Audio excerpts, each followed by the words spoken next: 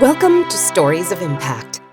I'm producer Tavia Gilbert, and in every episode of this podcast, journalist Richard Sergey and I bring you conversation about the newest scientific research on human flourishing and how those discoveries can be translated into practical tools. This season, we're focusing on conversations about human flourishing, and today we'll hear a fascinating and inspiring conversation having to do with the flourishing of young South Africans. Today's episode highlights Richard's conversation with Nina Callaghan, former Associate Director and current South African Chair of Children's Radio Foundation. Before we get into the conversation with Nina, let me give you a little background about Children's Radio Foundation. Since its founding in 2007, the core of the foundation's work has been partnering with community radio stations, community-based organizations, and youth in order to grow and nurture spaces of broadcast and community engagement for young people. The foundation operates with an awareness that young people make up the biggest demographic on the African continent and in their country of South Africa, but they have very few spaces where they can express themselves, contribute to opinion, and advocate for things that they need in their lives. So with that awareness, Children's Radio Foundation creates spaces where young people can be young reporters, and they broadcast radio shows every week that are researched, produced, and hosted by young people themselves. In a post-apartheid country, still suffering the social, psychic, and economic wounds of decades of institutionalized racial segregation, the very act of teaching these youth basic journalism 101, including ethics, consent, and truth-telling, is a powerful healing act. Not only that, the work invites young people to embrace truth-telling about taboo topics like HIV, sexual reproductive health and rights, education, building safer communities, migration, and xenophobia. Through their groundbreaking work, Children's Radio Foundation is developing young people as critical thinkers and confident communicators, young people who are socially aware and who are active in their own lives and the lives of their communities. We'll hear from a number of the young journalists involved in the foundation at the end of the episode. All Black, between the ages of 14 and 20 years old, and from underserved communities, either peri-rural areas on the fringes of urban centers, or quite deeply rural areas. These young reporters are tasked with exploring the issues affecting their communities, and then sharing what they come to understand about those issues to a listenership of as many as 600,000 people. These young people's stories and experiences in their communities reach, as project director and our interviewee Nina Callaghan put it, intimate spaces in very far-flung areas. Whatever their backgrounds, through their work with Children's Radio Foundation, these youth reporters learn firsthand how potent a place community radio is for the convergence of activism, awareness, community news, and information. So here's Nina Callaghan herself, talking about the necessity of a foundation that focuses on the voices of young people. Young people desperately need to be heard.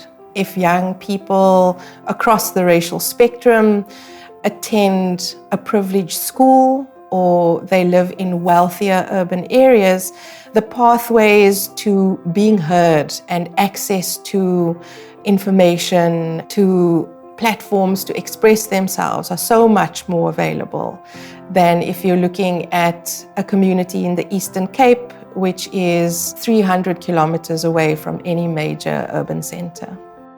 And why radio? Radio it's life, it's intimate. It reaches into homes, into cars, into public spaces. It's immediate. It's alive in the moment, and people are able to interact with it. Now with WhatsApp technology and other means of communication and messaging, your voice can be heard on air in an instant and for free. You don't have to call in and use up your airtime. Radio is local. It reflects the people around. When I listen to some of the young people and I ask, why do you love it so much? It's a lot of work. to put together a half an hour to an hour show. And you have school, you have homework, extra classes, chores in your family. And they say, when I'm in front of the mic, I feel alive. It's the buzz of production. It is the thrill of not knowing what caller is calling in and what they're going to say. It's about being quick on your feet. It's about working in a team, and the real satisfaction when you've had a broadcast that went really well and you know that you've reached people. It's very satisfying. Callaghan herself is a former journalist, and you can hear from the energy in her voice how she lights up about radio. Does she sense that there is something special or different about that medium? I think so. I think it's more honest. There's less setup. There's less construction. There's a lot more spontaneous sharing. The microphone, when you're holding a microphone, you're speaking into a microphone, it's almost like a mini confessional. It does something to your process, to your body. It makes you breathe differently as opposed to cameras and a different eye of awareness. Radio is really intimate, and it asks intimate things of you. And I think it's able to access stories a lot easier. Yeah, and I think that can really be captured on air. So let's start at the beginning. How can young people join this powerful program? We researched what were the better community radio stations out there. And when I say better, I mean people who were really invested in their communities and who were interested in growing youth programming. So we pitched the idea of a Young Reporters Network to station managers, and it's a values proposition. There's no big money in this for radio stations. What we support the project with is not enough for anyone to pay their bills or by a long shot to purchase airtime on radio. So the Community Radio Station and Children's Radio Foundation enter into an agreement around nurturing young talent and youth development in underserved communities.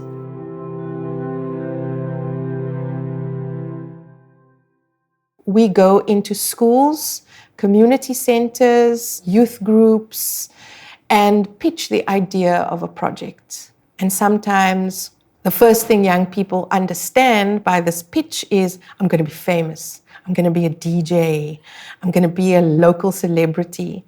And once they come to the second information session, they really understand that it's really about exploring a community in terms of a system of people working together, of topics and issues coming together, and also the opportunity to really grow skill. So we choose about 15 to 20 young reporters from these information sessions. There's no audition. We're not into the person who's the most eloquent, who's the most confident. We're not looking for the bright and shining stars. We're looking for young people who are curious about themselves and the world around them. And we are looking for young people who want to make a difference. So these are the people who usually end up in the room. And we start off with a foundational training in ethics, consent, how to report, and also some topic-specific training. And it's the community radio stations who nurture the technical proficiency of young people. What can Callaghan share about the impact the program has had on the participants themselves? They become hooked. They're hooked on the buzz of production, of understanding that they're making an impact. And they also become role models in their communities, to their peers and to adults. And they do become local celebrities, but not in the same ways that DJs are. They're super cool because they know things, not because they're just super cool. They become peer educators. You know, their friends come to them and ask them about a show that they did or ask for further information. They're seen as young people who are active in their own lives, which really challenges the dominant idea of who youth are. In South Africa, The dominant narrative in mainstream media is that youth are apathetic, violent, hopeless, diseased. When young people are spoken about, they are spoken about as phenomena, as an extension of some of the social ills that we have in our country. When young people have the opportunity to represent themselves, you get a very different picture to that dominant portrayal of who young people are. They have the chance to represent themselves, to speak for themselves and to set their own agenda.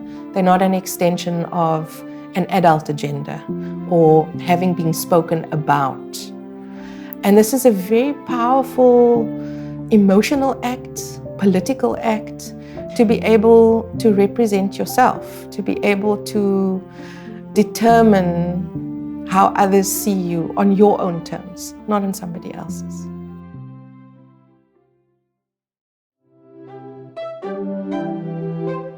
Callaghan seems as though she herself is inspired by these young reporters. Yes, young people inspire me, and they make this job so rewarding and worthwhile. I feel very privileged to be able to spend the kind of time that I do with young people in a training room, to really get to know who they are, to really understand the challenges and the triumphs that they forge in their lives. In our understanding of our country as a place of gross inequality, as a place where youth opportunity is very rare. It's not a robust national agenda in a very serious way. And then to meet young people who are motivated, curious, caring about themselves, about their communities, about their families, about their education, it is incredibly inspiring, because to have to overcome a great sense of hopelessness or to reach for something that is not entirely obvious, and the pathways to that thing that you're reaching for is also not entirely obvious, but they do it anyway. It's a human triumph, really. It's something that is incredibly brave, and young people need to be supported so much more. They need to be listened to so much more. They have a wealth of experience and wisdom about their own lives because they live it, and they live the consequences of adult decisions, whether it's in the family, whether it's on a policy level. You know, young people are the people who experience that the most, and we don't give them a chance to participate in those decisions in any meaningful kinds of way. So I feel passionately about the work, about creating spaces for young people to participate and to share their lives. What are the values that she's trying to instill in these young folks? Be curious, question things, question your environment, question what it is you think you deserve, question injustice. The values are also around participating, being active. So when you see who you are and where you are, how do you place yourself in that environment? What do you do? What is one's responses? And in the noble and ideal tradition of journalism, we strive to be balanced. We strive to hear many angles of a story. And this is also one of the main tenets of how we want the young people to participate in this project, is that even when that grandmother calls on your show and she's furious because you're talking about things that she doesn't agree with, you need to let her speak. You need to give her that platform too.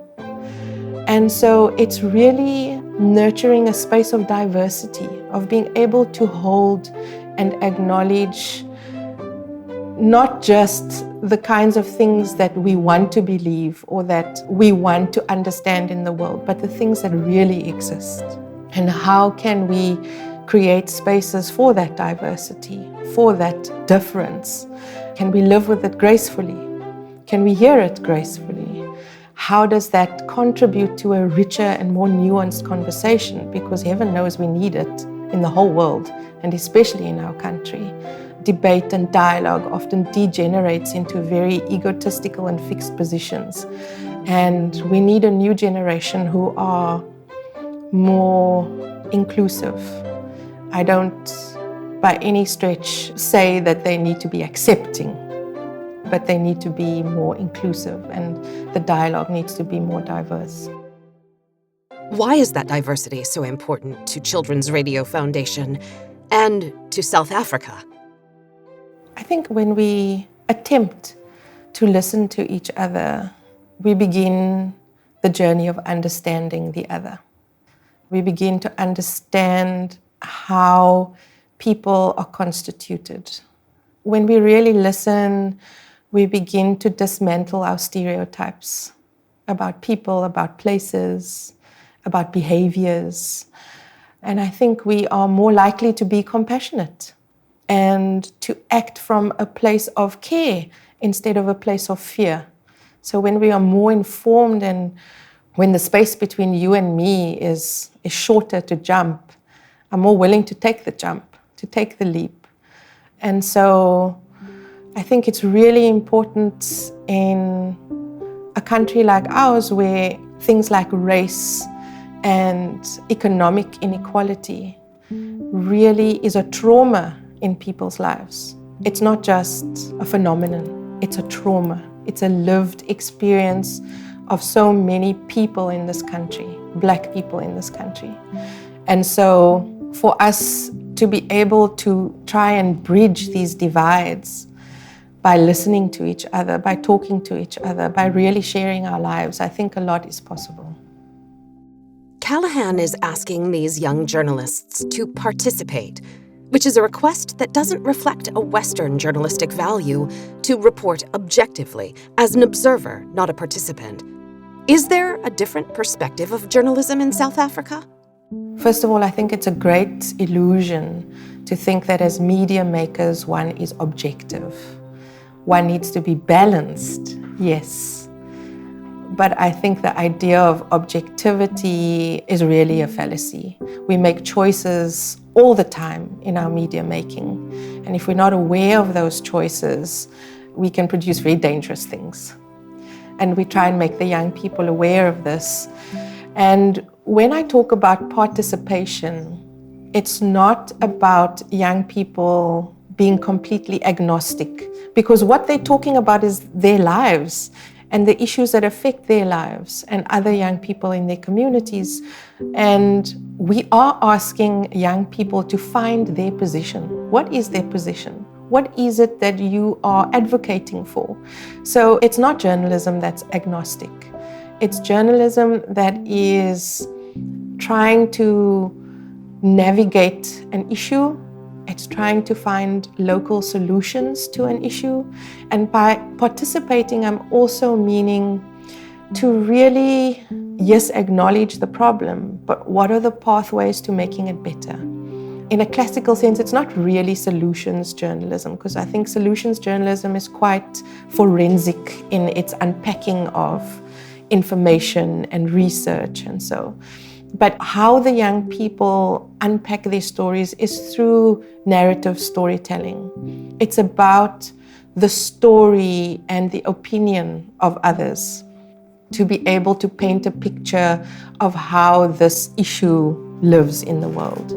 So it's very emotive, and that's also another way of participation. We're asking, and young people are asking themselves and their peers and their community members to really share, and that's also about participation. We're not asking for cold facts or what happened.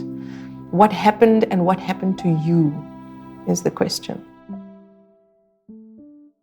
Part of Children's Radio Foundation's history of working with young journalists included a multi-year relationship with Templeton World Charity Foundation, which funded a special project, Youth Radio Dialogues on Ubuntu, a 2-year exploration concerning a most intriguing concept.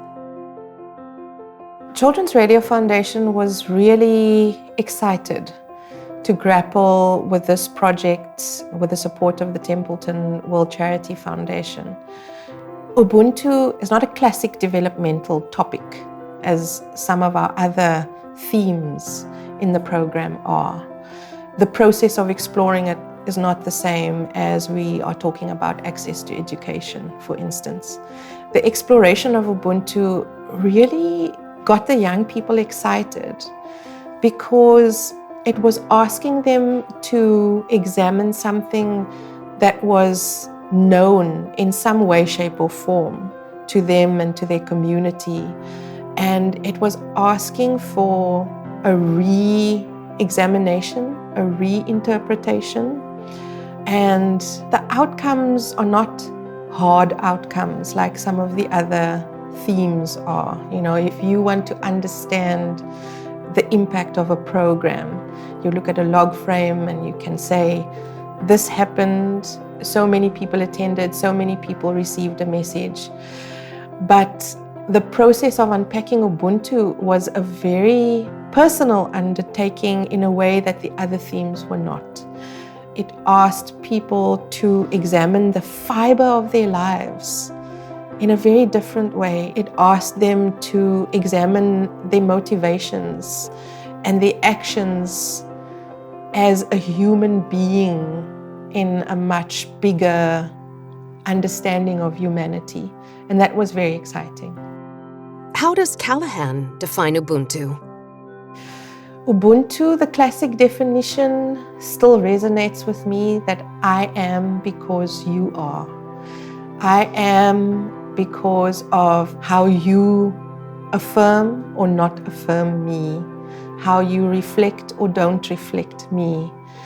I can only exist because I push up and with somebody and something else, or else I'm a random particle, which I'm not, which none of us are.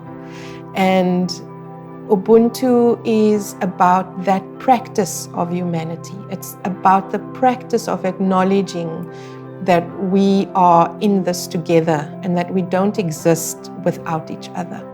What is the origin of the word Ubuntu? And why is it important to South Africa? Ubuntu or Ubuntu is a Nguni word, which comes from a language in Southern Africa. And it is a very widely understood concept. It also lives on the rest of the continent in different words, in different understandings. But the basic concept that we are interdependent and that we need to acknowledge that mystery almost is a way that historically traditional societies have practiced and have managed to forge community and to be prosperous. Ubuntu is described as an African philosophy and an African practice, but I think we can see its resonance in all kinds of communities across the world. Is it a philosophy? A way of life? What exactly is it? Ubuntu is a guiding principle, and I think it's the most noble guiding principle, because we're not only talking about our interactions with each other as human beings, but it extends to how we interact with the earth, how we interact with this living planet, how we are part of greater systems. Yes, it's a practice of humanity, and it's a guiding, noble practice around how we maintain respect and peace, and how we are prosperous together. It kind of o'erleaps concepts like capitalism and politics. All of these systems can have Ubuntu applied to them, but Ubuntu as a guiding principle and philosophy, yes, it is a beacon, really, and a call for us to live in a certain way. Why choose Ubuntu as the focus for a project when it seems interesting, meaningful, but less defined or focused than, for example, education or HIV or the economy? Why did Callaghan choose Ubuntu as a project mission that was important for the young journalists? I think the exploration of Ubuntu really had resonance with what we are trying to do with young people, which is also around building character, which is really understanding one's motivation in the world, which is understanding where you place yourself in an environment and in relation to others. So it really was an incredible tool for young people to understand themselves and their communities better. It was exciting to break apart this word that is assumed to be understood by everyone. Right, so yes, there's a long history and practice of Ubuntu in more traditional communities. But Ubuntu as it lives now, what does that look like? And how do people, different and diverse people, understand this concept? It's also a word that's now interchangeable and used in advertising, in a market sphere. You know, it's become a glib word as well. And it's also a word that really was at the center of building this rainbow nation. And this idea of the rainbow nation has crumbled. In 2017, it's crumbled because I think we have come, and young people have come to a place of understanding that there was a great attempt at reconciliation, but there wasn't a great attempt at justice and redress. And unpacking a concept like Ubuntu in this understanding, I thought was very interesting because we have instances of extreme violence against each other in this country. We have instances of severe homophobia and xenophobia, incredibly angry and justifiably so, service delivery protests for the inhumanity, the material inhumanity of people's lives. And it was interesting to understand the practice of Ubuntu in this boiling pot of our struggles. It was an attempt to come up for air, really, for the young people to have a big exhale about themselves and about the other. I think it was really needed. Did Callaghan have her own experience of learning something new in the Ubuntu Project? The Ubuntu Project was a 2-year project. And in the first year, the young people really explored what is Ubuntu for myself and for others. And it was a process of having intergenerational conversations with grandmothers and parents and older people. It was an exploration of what my peers think Ubuntu is or isn't. And it was a very light discovery and process of discovery. In the second year, we problematized Ubuntu a bit. And we asked, is Ubuntu conditional? In these very extreme situations of our lives in South Africa, in the face of extreme inequality, in the face of racism, how do we practice Ubuntu? Is Ubuntu this plaster that we put over everything in an attempt to just live together? You know, does Ubuntu kill or enhance a revolutionary idea and spirit? And young people really grappled with some of these issues because they're very real in their lives. Ubuntu didn't only become about how I interacted with the other, but it also became about self-care, which I thought was really interesting. I had never understood the concept of Ubuntu relating to my love of self and my care of self. You know, Ubuntu can and was often understood as this very self-sacrificing practice. And young people understood in the time that we are in that a self-sacrificing practice is damaging. It's damaging to myself as a young person asking for what I deserve. That interpretation and that discovery of Ubuntu was a very exciting one. What was the main thing Callaghan learned through her teaching in the Ubuntu Project? I think the promises of a new South Africa was very much built on the idea that we can overcome, that we have overcome so much, and that if we work together, we can achieve greater social and material wealth for all people, that we can provide access and opportunity for all people. And Ubuntu was very central to this idea of that rainbow nation. But I think we haven't really grappled with a sense of justice in our country. That inability to address that, I think, we're now seeing the symptoms and the consequences of that. We're seeing a rising student movement around free education. We're seeing very violent service delivery protests.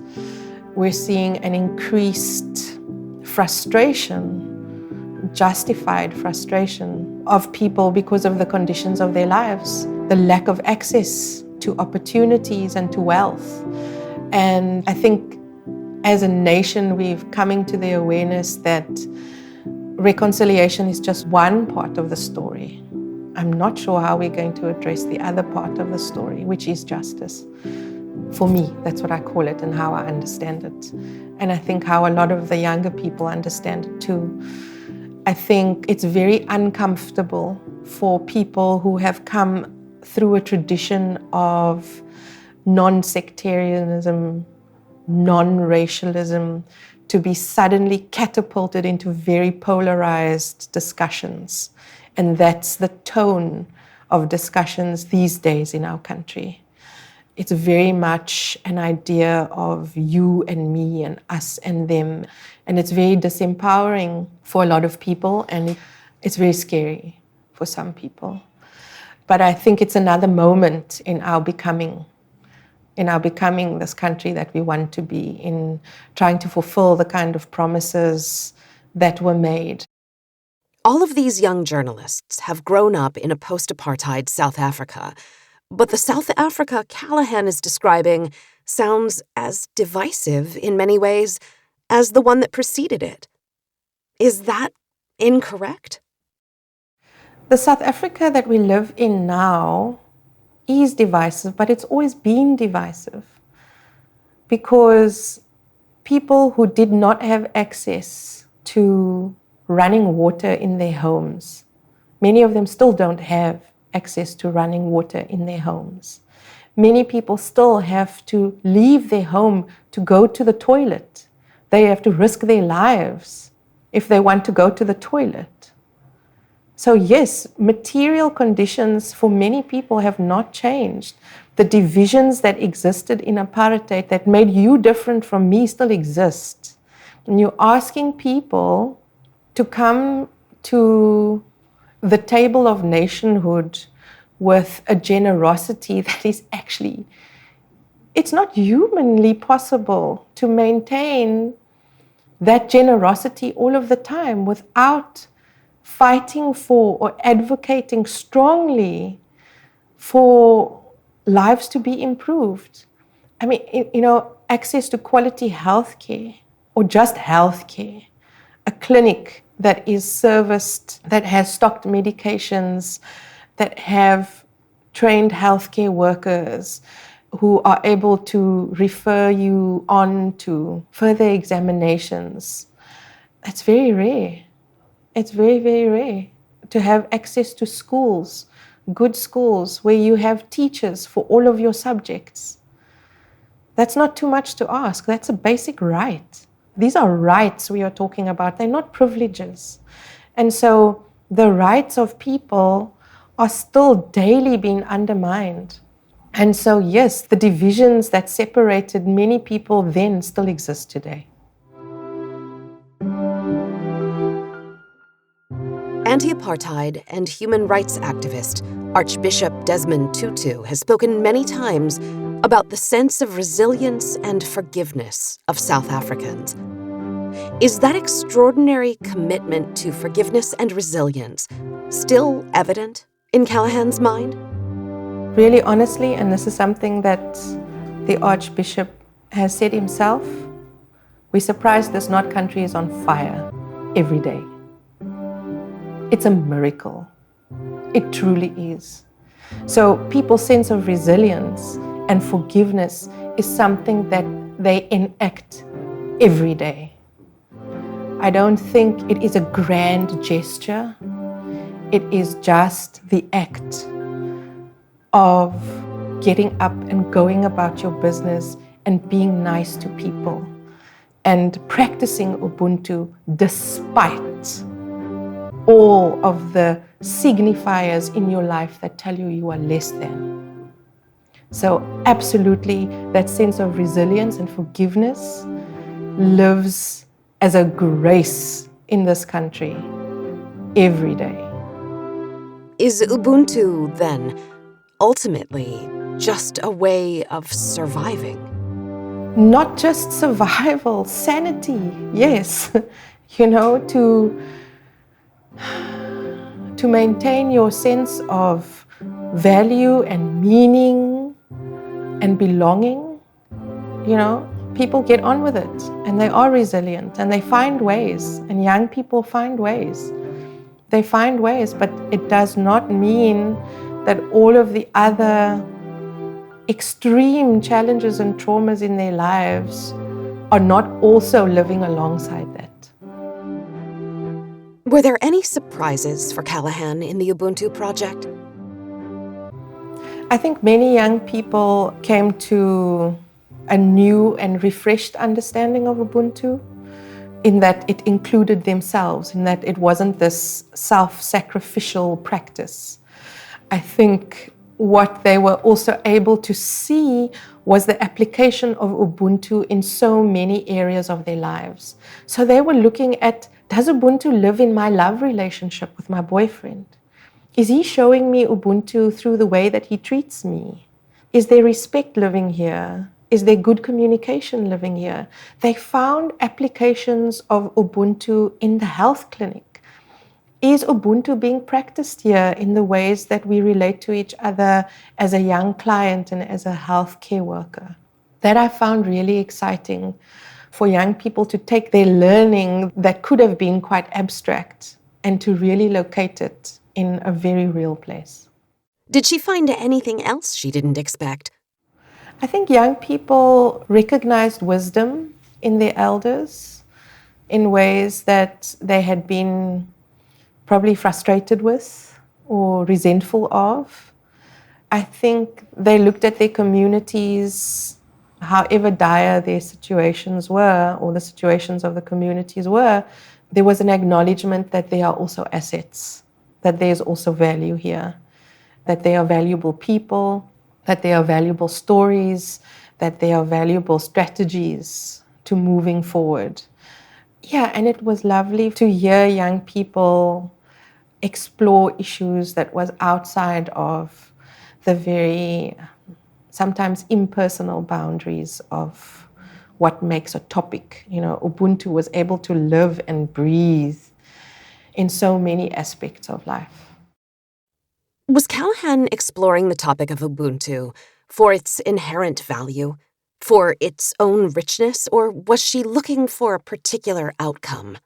One can say that through the Ubuntu Project and over 2 years, young people were energized about becoming active citizens.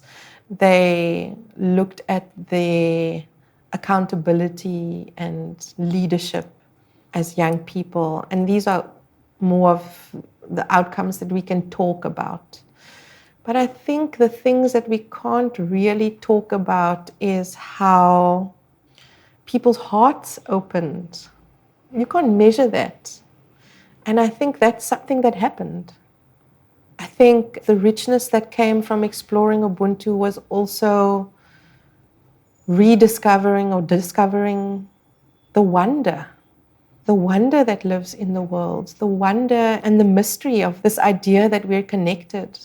Even in the mess of the world, we're connected and we depend on each other. And that's a wondrous and awe-inspiring idea to nurture.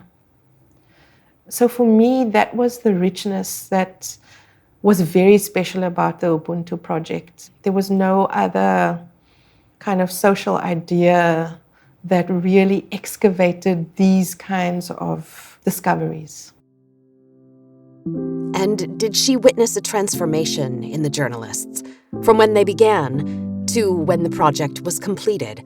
I think young people are, they make incredible discoveries about so many things. I wouldn't necessarily just put it down to the exploration of Ubuntu, but I think there might be something lasting in the things that we can't measure that lives with young people still.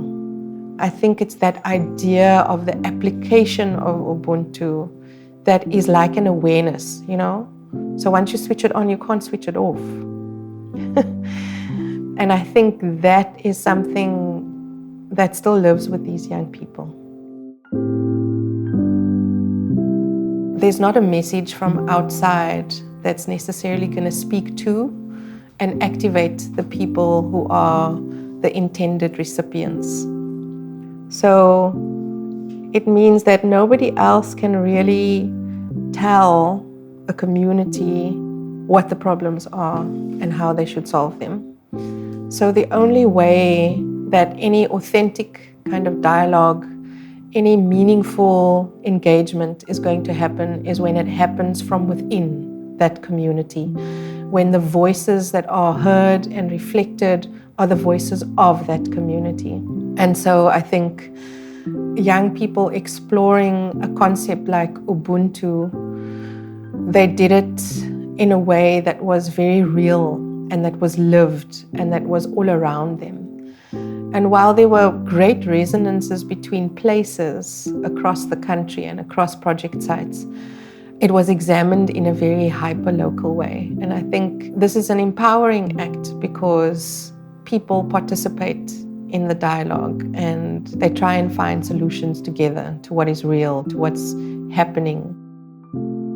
Despite continuing challenges and national wounds that still need to heal, does the Ubuntu Project leave Callaghan with a sense of hope for the future? Is she an optimist?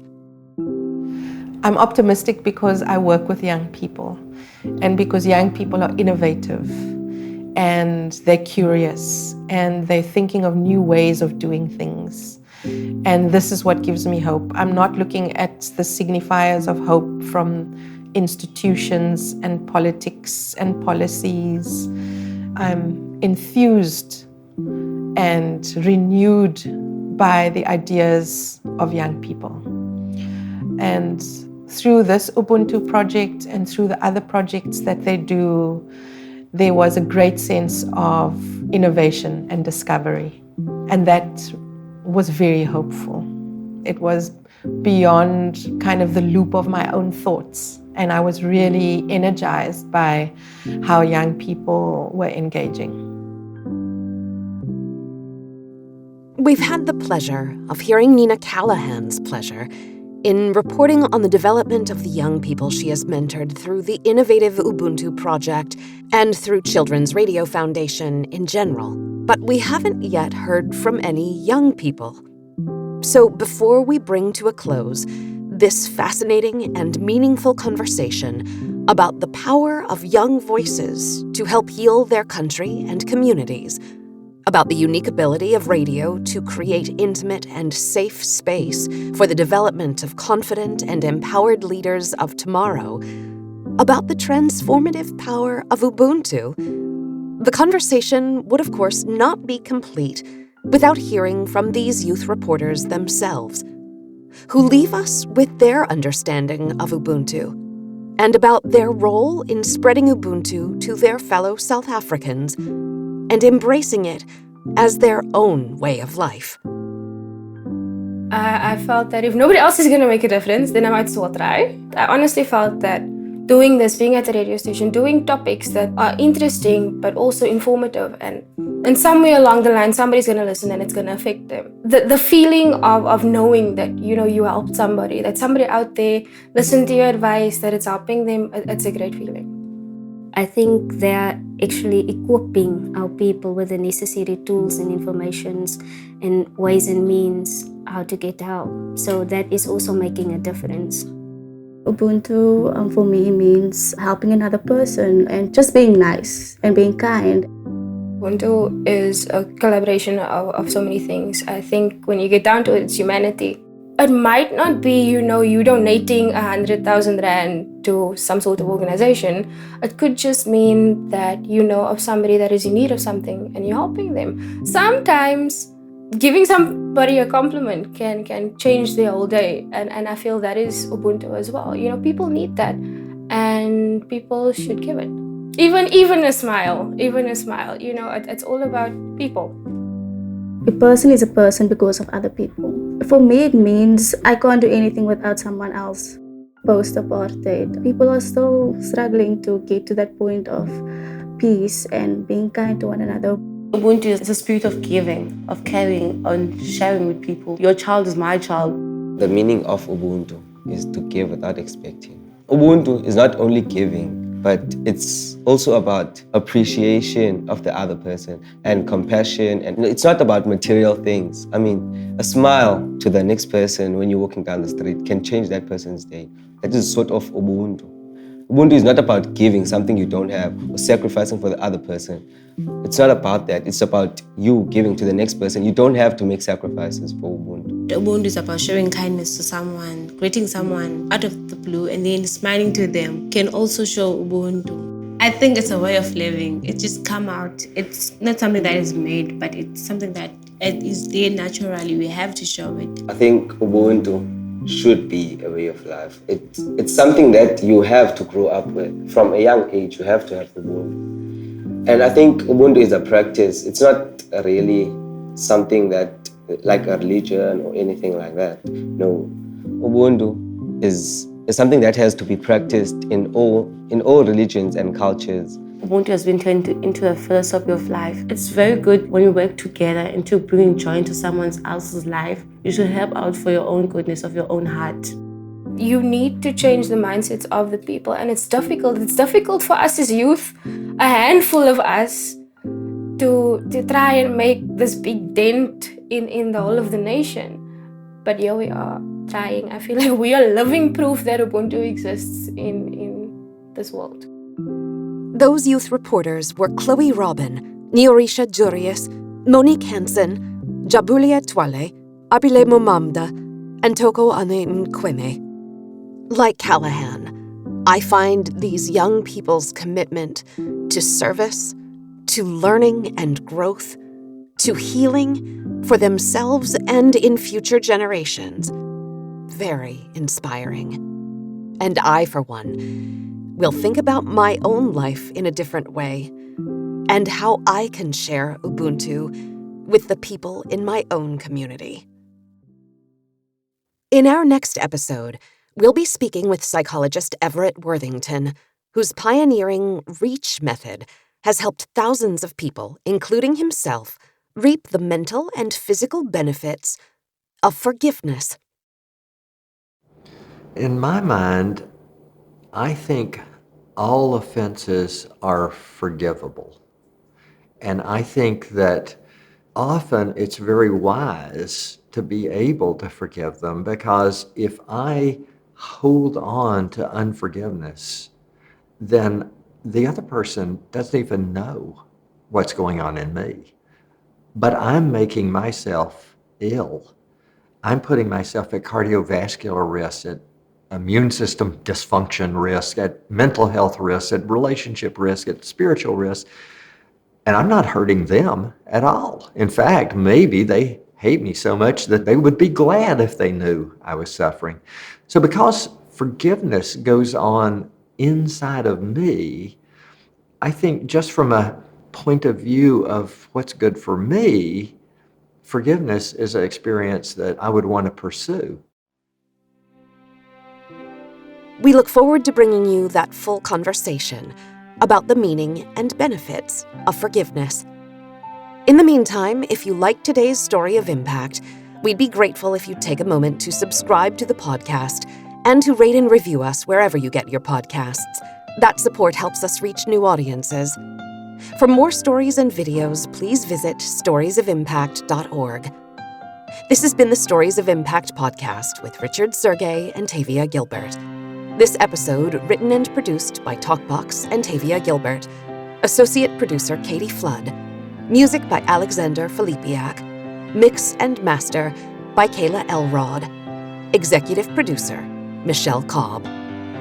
The Stories of Impact podcast is generously supported by Templeton World Charity Foundation.